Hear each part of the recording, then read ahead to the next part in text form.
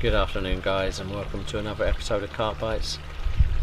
Absolutely gorgeous day. We've had some nice weather the last few days. However, we can't go fishing because of this coronavirus. Everybody's in lockdown. So I bet, like most of you watching this, I've been going through my fishing gear, tidying things up, sorting out the tackle box, watching fishing videos, and yeah, generally getting itchy feet to get down the lake. So until we can, we'll just make do and mend with what we got. You know, do some housework, cut the lawn, whatever. But I thought I'd do a video about the rigs that I used to use, because believe it or not, I've been fishing for carp now for the best part of 40 years on and off. I think I started fishing when I was about 12, and way back then we didn't have all these modern rigs that we all know and love, you know, like the spinner rig, the Ronnie rig, the blowback rigs. None of these were available to us, and I thought I'd just show you some of the rigs that I've used in the past. Like I say, this is the hair rig, but it's a bit of an evolution of the hair rig, how it's sort of moved on through the years. So let's go back to the original rig that I first used. So this is the first rig I would have used for carp fishing. Now, as you can see, there's no hair on this rig at all. There's a bare hook tied to what would have been, and I'm just using yellow braid to show clearly the rigs so you can see them on the camera more clearly.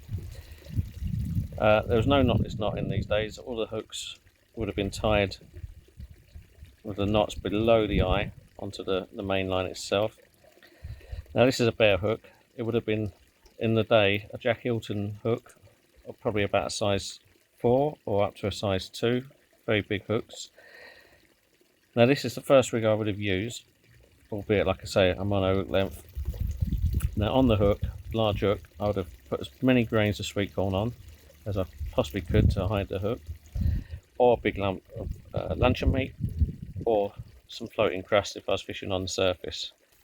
Now, to use a boilie on this rig, you simply pass the point of the hook into the boilie like so, and pass the hook through, bending it round without breaking too much of the boilie, which was inevitable, and pass the boilie down towards the eye of the hook. Now this was essentially used for the first sort of bolt rig, so you'd use this on a semi-fixed setup with about a 12-inch hook length. Now the problem with putting the boilie on the hook direct is you close up the gape, the area that can actually catch into the lip is reduced because of that boilie being on the shank. Now, although this caught a lot of fish, I reckon a lot more fish probably got away with it. The hook could go into the fish's mouth, obviously, but there's always a chance that on the way out the boilie would have got in the way and the hook would have just passed over the fish's mouth on ejection. So it was a very good rig in the day, partly because of the boilie. Boilie was, you know, obviously what the fish wanted to eat. And that's the thing about this, the rigs are only as good as the bait you put on them and the places you put them in the lake.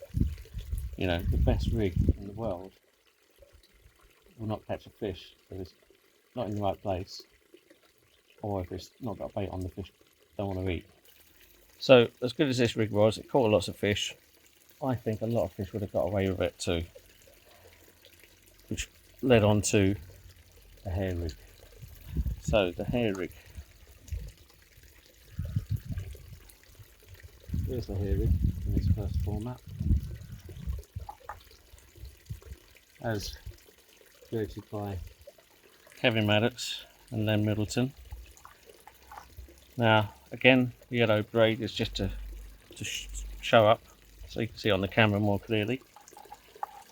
Again, it would have been a Jack Hilton hook. You could have gone down a bit smaller, so a size 4 or size 6 size hook.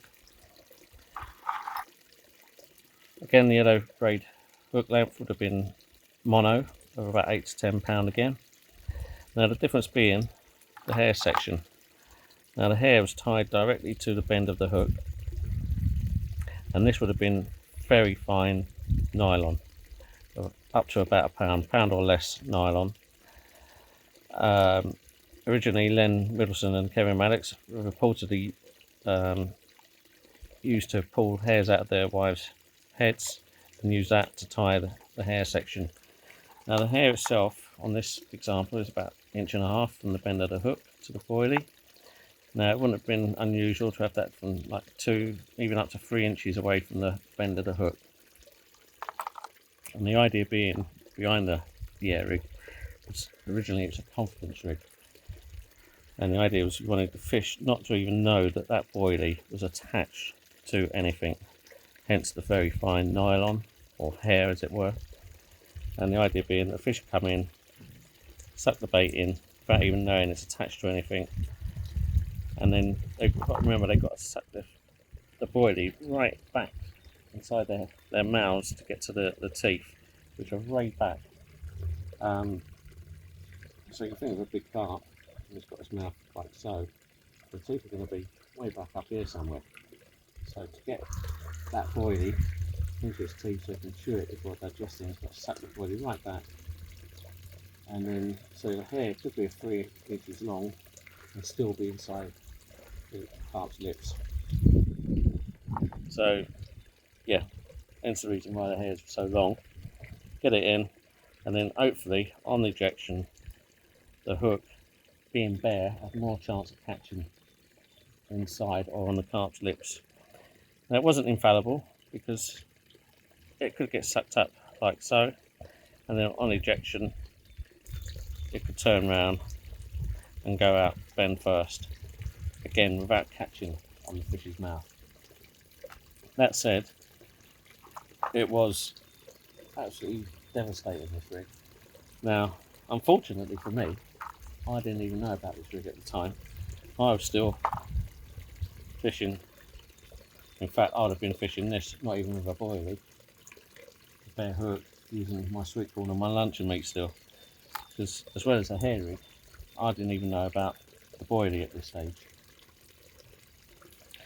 But those in the know were taking lakes apart with this system, this method. With the boilies and the hair rig, it totally, plays catching fish from, they'd be catching more fish in a session than most people used to catch in a year. That gives you an idea of how devastating this rig was.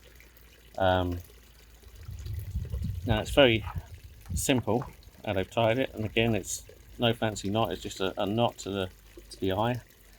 No knotless knot system, there's no sort of kicker or anything. So there's still room for improvement with this rig. But in the meantime, everyone was catching on it, very happy. So let's have a look at the next step up, which, although it looks very similar, is very slightly different. Like most things that evolve, there's little steps to make the change.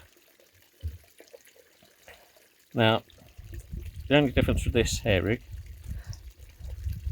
by this time we'd be using a Dacron, which would be very similar in thickness to this yellow braid I'm showing here, except for it would have been jet black.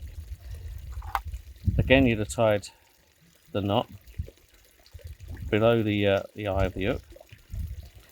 The difference being is then the tag end would go back through the back of the eye and out the back of the hook before tying the loop for the boilie stop, and then putting the boilie on. Now, what this means is that the hook was hanging at a different angle to the original hair rig, and it also meant it could catch a lot easier. So in theory, the boilie can go up into the fish's mouth and be hanging in such a way that it's more prone to catching on the way out.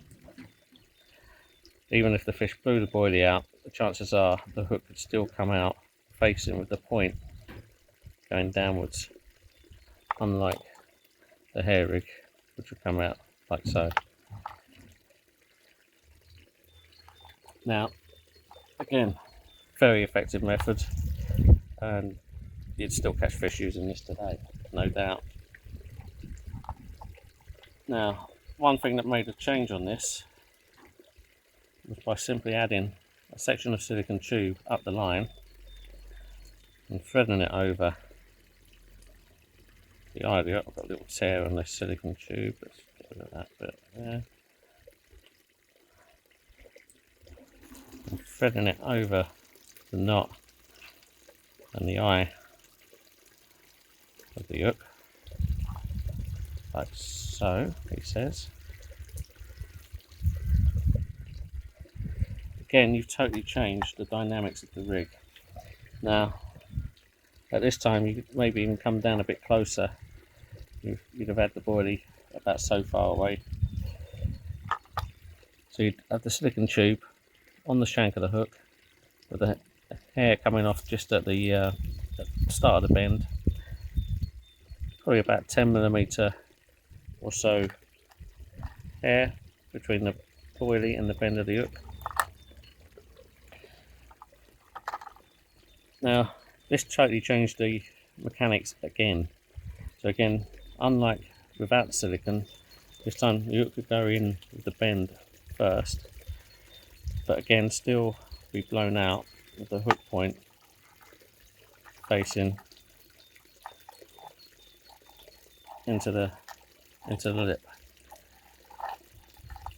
So a small change by coming out the back of the hook without the silicone tube, made a change from the original hair rig, but adding the silicone tube and going to the bend of the hook again was another mechanical change, and it made another leap of catches. When things started slowing up, doing this sort of thing would make a difference, and the catches would continue.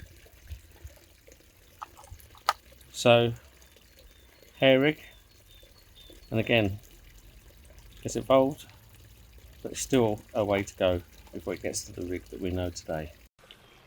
In the 90s, Jim Gibbonson came up with this crafty little idea, and all it was a hair rig that we knew, but just adding a small bit of silicone tube or shrink tube. Now, why is it so different? In his article that I read at the time, I think it's just called the eyeliner.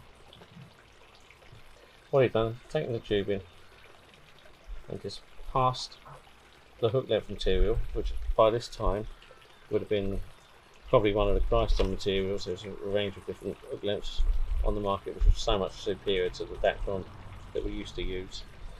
Nice and supple, and by passing it through the little hole and having that hole lined up with the point of the hook, so it comes out the front of the hook, what that means is the hook would turn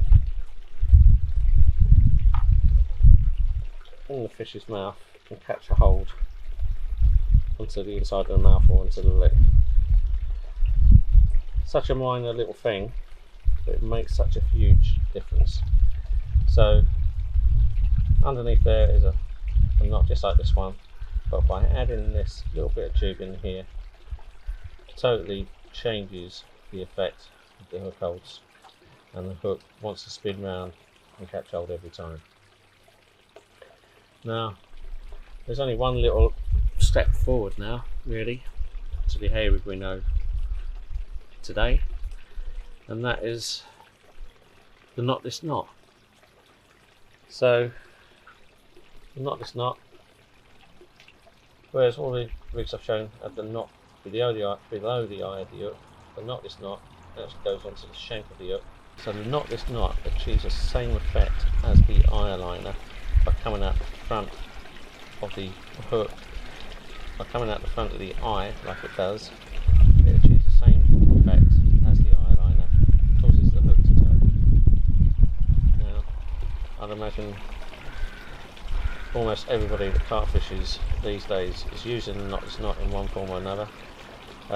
So this has got quite a lot of turns on because I didn't put any silicone tube to hold the hair in place. But you know, 4 or 5 turns back through the front of the hook, fantastic. And like I say, that is probably where the hair rig is today in its most common use. Now this rig I'd be quite happy to use, obviously not the yellow grade, but either using a coated grade or nylon. And this particular setup is what I'd probably use on about a 3-inch hook length inside a PVA bag and not have any worries about it working at all. Okay guys, so there you have the hair rig in its many forms as I've used it. You may see different versions elsewhere, you may have used different versions yourself, but this is how I know the hair rig in its various forms. And like I say, it's the basis for all the rigs that we know today. So I hope you've enjoyed this video. If you have, please press the like button and also subscribe if you haven't already. It doesn't cost you anything, it just gets my video out to more people. And let me know what you think in the comments below, and if you want to see some more rig videos or not, and hopefully you do. But stay safe everyone. Now stay home, stay safe, be careful, and hopefully we'll all be back on the bank soon. Take care, see you soon.